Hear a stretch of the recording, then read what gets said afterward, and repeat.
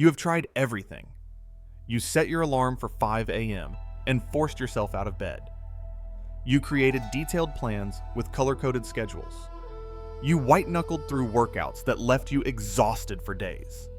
You pushed through resistance with sheer willpower, believing that the harder you try, the faster you will succeed. And yet, here you are, still struggling, still forcing, still feeling like you are running uphill in sand. What if I told you that everything you learned about doing hard things is backwards? That the very force you are applying is creating the resistance you are trying to overcome? There was a young student in ancient China named Li Ming who wanted to become a master calligrapher.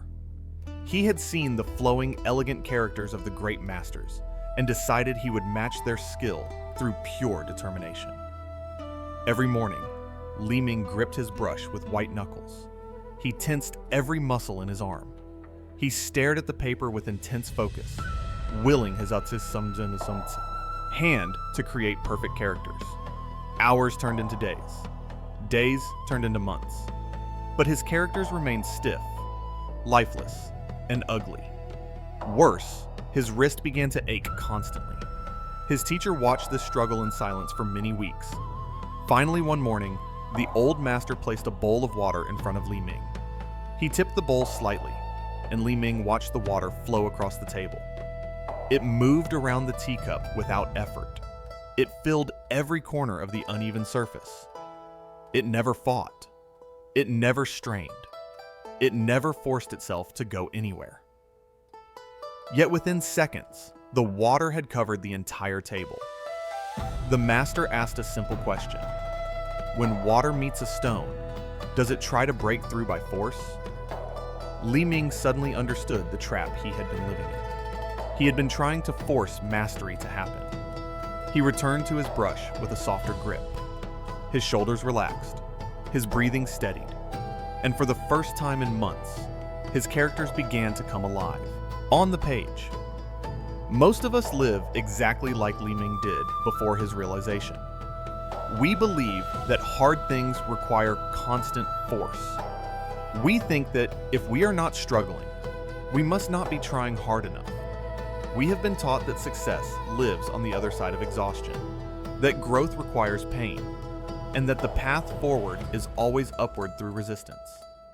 This belief has trapped an entire generation in a cycle of burnout and frustration. We are not failing because we lack discipline. We are failing because we are using the wrong kind of effort. The ancient Chinese philosophers understood something that modern productivity culture has forgotten. They observed water, one of the softest substances in nature, and realized it possessed a power that no amount of force could match. Water carves through mountains.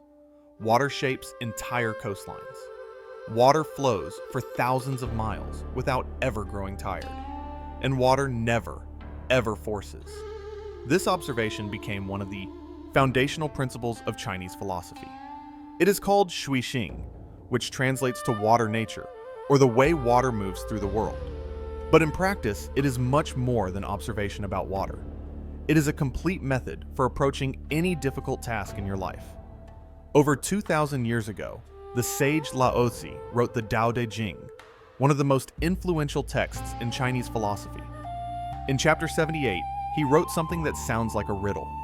Nothing in the world is softer and weaker than water. Yet for attacking what is hard and strong, nothing can surpass it. This was not poetry. This was observation of how reality actually works. Laozi had watched water long enough to understand that soft things often outlast hard things. Flexible bamboo survives storms that snap rigid oak trees. Yielding grass bends under weight that would break stone.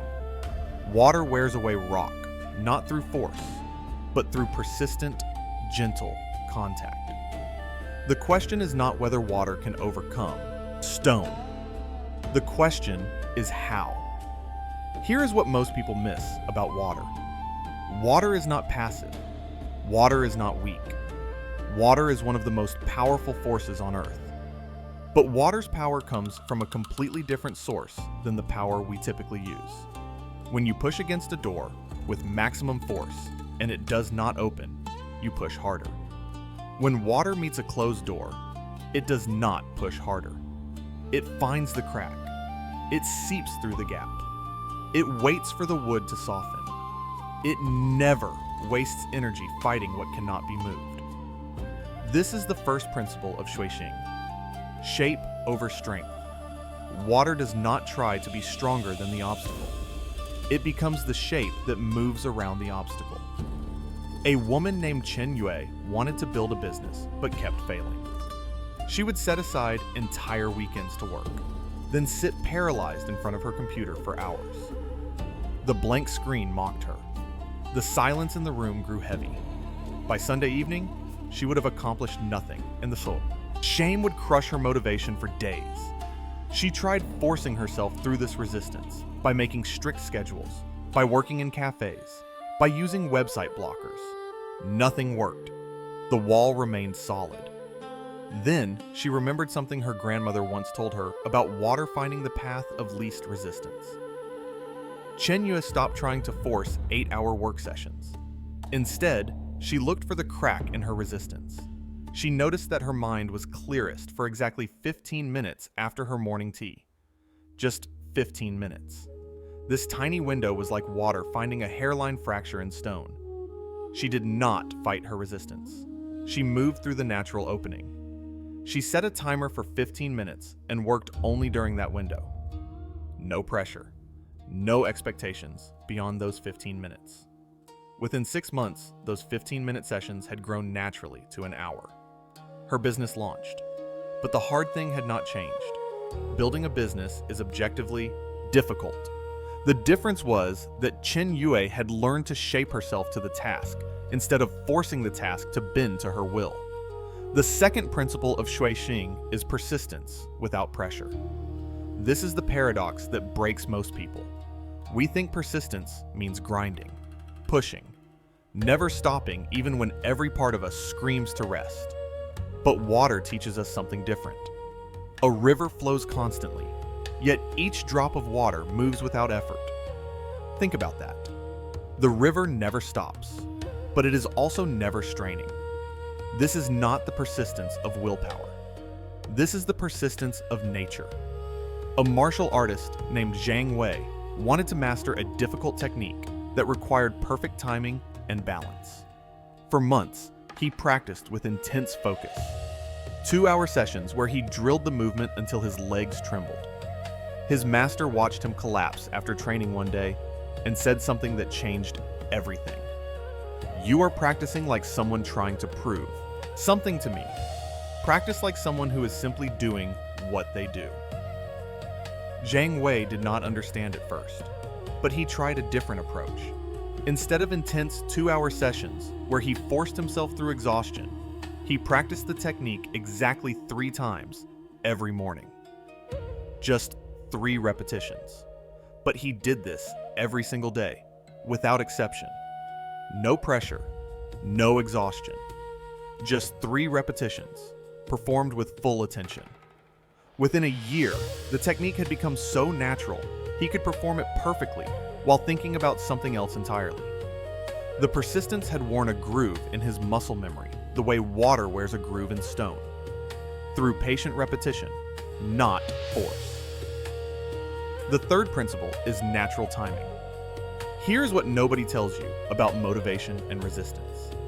Your resistance is not always laziness. Your resistance is often information. Water does not flow uphill. It waits for the right slope, the right conditions, the right moment. Much of fees, what we call procrastination, is actually our instinct telling us the timing is wrong. You cannot plant seeds in winter and expect them to grow through force of will. You cannot force yourself to be creative when your mind needs rest. You cannot push your body to perform when it needs recovery. A businessman named Wei Chen noticed a pattern in his work. He always struggled with important decisions in the evening. He would force himself to analyze spreadsheets and make strategic choices when he was tired. And often, these decisions turned out poorly. He started tracking his natural rhythms. His clearest thinking happened in the morning. His creative insights came during afternoon walks.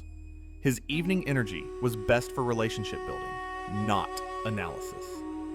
When he stopped forcing himself to work against his natural timing and instead shaped his day around when his energy naturally flowed in each direction, something remarkable happened. He was doing the same hard things, making the same difficult decisions, but now he was doing them when the current of his energy supported that work instead of fighting against it. His decision quality improved dramatically, not because he worked harder, but because he worked with timing instead of against it. The fourth principle is effortless power through alignment. This is where water's true strength reveals itself. Water is powerful not because it forces, but because it aligns perfectly with gravity, with the contours of the land, with the natural movement of the earth. When you align with reality instead of fighting it, you access power that does not deplete you. A teacher named Lin Shu struggled with a student who never completed homework. She tried everything: stricter deadlines, consequences, motivational speeches, parent meetings. Nothing worked, and the constant conflict drained both of them. Finally, Lin Shu asked a different question. Instead of "how can I force this student to change?" she asked, "what is preventing this student from completing work?" Through gentle conversation, she discovered the student worked 20 hours a week at a restaurant to help support her family. The homework was genuinely impossible given her circumstances. Lin Shu adjusted her approach. She offered shortened assignments that focused on core concepts rather than lengthy, busy work. She provided time during study hall for completion. She stopped forcing against the student's reality and instead aligned her teaching with what was actually possible. The student's work improved immediately, not because of more force, because of better alignment. Here is what makes Shuixing so powerful. These principles work with human nature instead of against it. Modern productivity culture tells us to override our natural rhythms, to push through resistance, to force ourselves into molds that do not fit.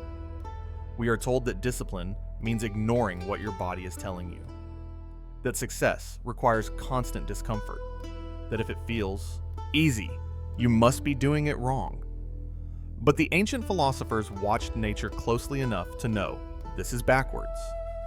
The highest form of action does not look like action at all. It looks effortless because there is no wasted energy fighting against reality. This is Wú Wéi, a principle that appears throughout Chinese philosophy. Wú Wéi translates to non-doing or effortless action, but this translation often confuses people. Wú Wéi does not mean doing nothing. It means doing things without unnecessary force. It means acting in harmony with the way things naturally move. When a skilled swimmer moves through water, they do not fight the current. They use it. This is Wú Wéi. When a master craftsman works with wood, they do not force the grain. They follow it. This is Wú Wéi.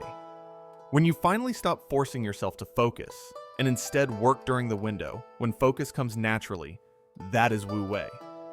The hard things in your life do not become easier because you apply more force.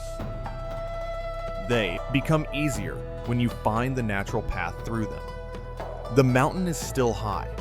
The skill still requires thousands of hours to develop. The challenge remains difficult, but you are not creating additional suffering through misalignment. You are not exhausting yourself by swimming against the current. You are not making the hard thing harder by fighting yourself while trying to do it. Think about the times when you accomplished something difficult, but it felt almost easy. You were probably in a state of flow. Time disappeared. The work unfolded naturally. You were not thinking about forcing yourself to continue. You were simply doing. That was not luck. That was alignment. That was you, accidentally, finding the natural current of the work and moving with it instead of against it.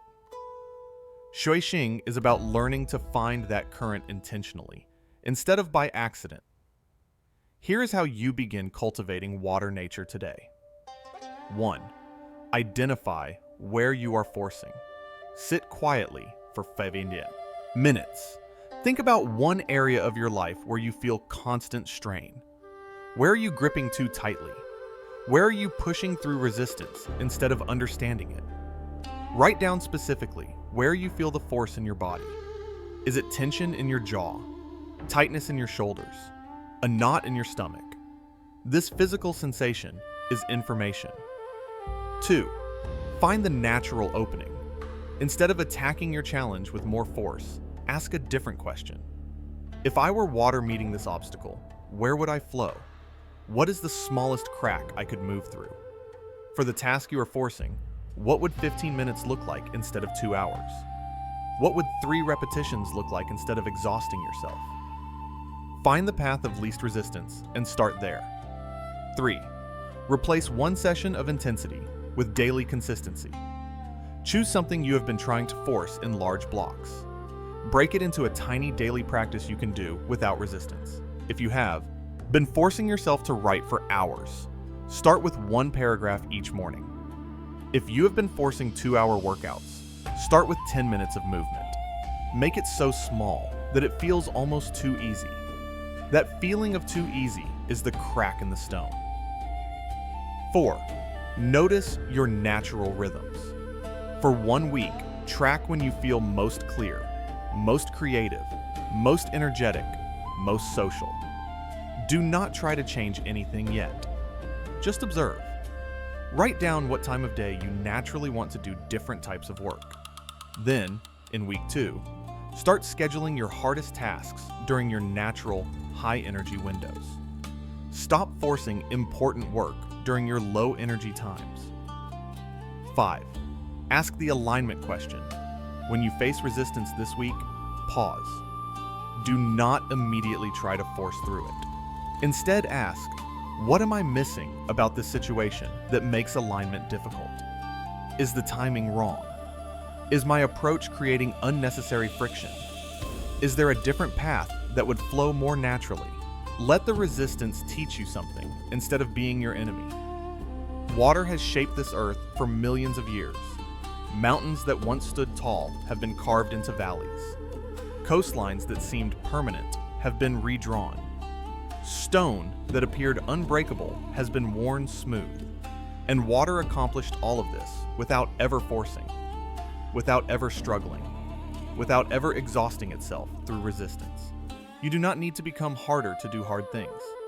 You need to become like water, soft enough to find the path, patient enough to persist without pressure, wise enough to wait for the right timing, powerful through alignment, not through force. The ancient sages knew this truth thousands of years ago. They did not conquer mountains through force. They found the path water had already carved. When you stop fighting the current and learn to move with it, you discover that the hard things were never as hard as you made them. The difficulty was not in the work itself.